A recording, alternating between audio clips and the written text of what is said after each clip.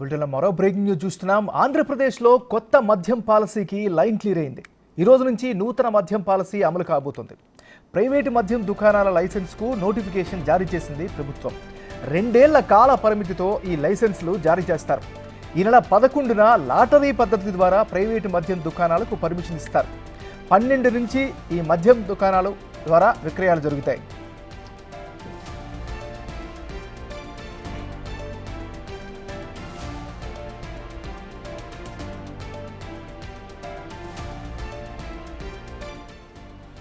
మొదటగా 10,000 లోపు జనాభా ఉన్న ప్రాంతాల్లో లైసెన్సుకు 50 లక్షల రూపాయలను వసూలు చేస్తారు. 5 లక్షల కంటే ఎక్కువ జనాభా ఉన్న ప్రాంతాల్లో 85 లక్షల ఫీజు తీసుకుంటుంది ప్రభుత్వం. రెండో ఏడాది ఈ రుసుములను 10% పెంచుతుంది. విజయవాడ, విశాఖపట్నం, రాజమహేంద్రవరం, కాకినాడ, గుంటూరు, నెల్లూరు, కర్నూలు, కడప, అనంతపురాల్లో ప్రీమియం షాప్స్ ఏర్పాటు నిర్ణయం తీసుకున్నారు. ఈ స్టోర్లకు 5 ఏళ్ల కాల పరిమితితో ఏడాదికి ₹1 కోటి లైసెన్స్ ఫీజు వసూలు చేస్తారు.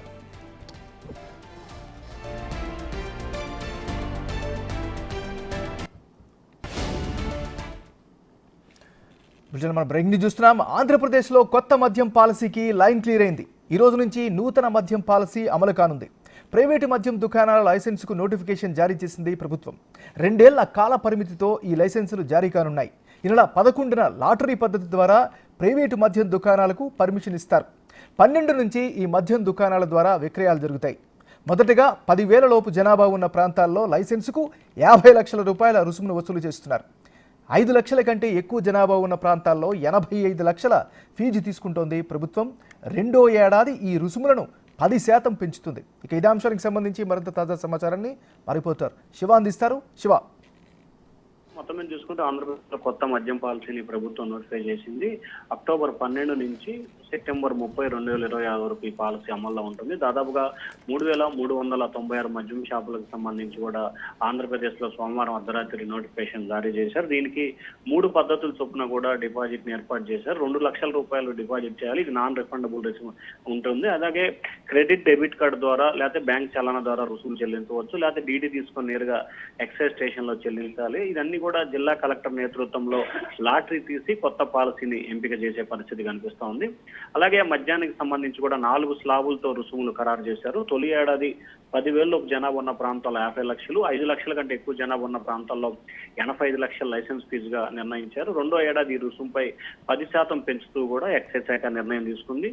ఏటా 6 విడతల్లో లైసెన్సులు రెన్యువల్ ఫీజు చెల్లించాల్సి ఉంటుంది. దీంతో రిటైల్ ఎక్సైజ్ సుంకం సంబంధించి కూడా లైసెన్స్ దాటి 20% మేరకు మార్జిన్ ఉంటుందని చెప్పి ప్రభుత్వం అయితే నోటిఫికేషన్ లో పేర్కొంది. అదనంగా నోటిఫై చేసిన 3,396 షాపుల కంటే అదనంగా మరొక 12 ప్రీమియం స్టోర్లను ఏర్పాటు చేయాలని చెప్పి ప్రభుత్వం భావిస్తాం. దీంట్లో విజయవాడ, విశాఖపట్నం, రాజమండ్రి, కాకినాడ, గుంటూరు, నెల్లూరు, కడప, అనంతపురం వీటి ప్రాంతాలను ఏర్పాటు చేయాలని చెప్పి నిర్ణయం తీసుకున్నారు. అలాగే ఆంధ్రప్రదేశ్ లో గతానికి భిన్నంగా అంటే ఉమ్మడి ఆంధ్రప్రదేశ్ కానీ విడిపోయిన ఆంధ్రప్రదేశ్ తర్వాత మొట్టమొదటిసారిగా ₹99కే నాణ్యమైన మద్యం క్వార్టర్ ధరను విక్రయించాలని చెప్పి ప్రభుత్వం నిర్ణయం తీసుకుంది. ప్రధానంగా చూసుకుంటే రాష్ట్రంలో మద్యం రిటైల్ వ్యాపారాన్ని ప్రైవేటుకి అప్పగించేందుకు ఏపీ ప్రభుత్వం Andhra Pradesh regulation and trade union made for liquor పాలసీని కూడా మార్పులు చేర్పులు చేస్తూ కూడా నిన్న ఆర్డినెన్స్ జారీ చేసింది. దీనికి సంబంధించిన గెజిట్ ని రాత్రి ఏపీ ప్రభుత్వం అయితే విడుదల చేసింది. 2019 జూన్ కంటే ముందు రాష్ట్రంలో ఎటువంటి పాలసీ అయితే కొనసాగిందో అదే పాలసీని తిరిగి